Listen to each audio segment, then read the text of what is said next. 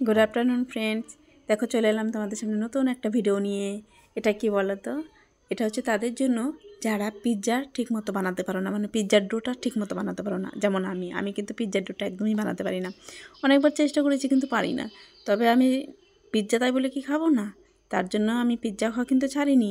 আমি Ninja technique use করেছি। সেটা কিভাবে তোমরা দেখে নাও। সেটা হচ্ছে আমরা যেরকম আটা মাখি সেরকমই সিম্পল আটা মেখেছি। আটা একটু ময়দা দিয়ে নুন চিনি আর একটু তেল দিয়ে মেখে নিয়েছি, যেমন লুচি বাজে সেরকম। আর একটা মশলা বানিয়ে নিয়েছি খুব ভালো করে, যে দেখো যে শীতের সবজি পাওয়া যায় সমস্ত সবজি দিয়ে একটা মশলা করে নিয়েছি। এই মশলাটা তোমরা বেশি করে বানিয়ে রাখতে পারো।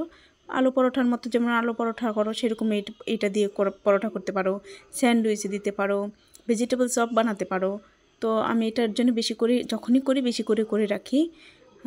অনেক আইটেম বানানো যায় এটা দিয়ে। তো আজকে আমি এইটা দিয়ে আমি পিৎজা বানিয়েছি। তো দেখো পিৎজার মধ্যে যা যা মশলা দেওয়া থাকে আমি সবই দিয়েছি।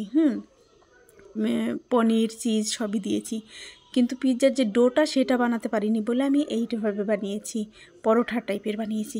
খেতে কিন্তু খুব সুন্দর হয়েছিল, একদম পিৎজা ফেল, মানে কি বলবো, পিৎজার থেকেও বেশি টেস্ট হয়েছিল। আর একটাতে পেট ফুল, মা বেটির 3টেতে কমপ্লিট ডিনারটা। তো আজকে রেসিপিটা কেমন লাগলো জানিও। Bye bye.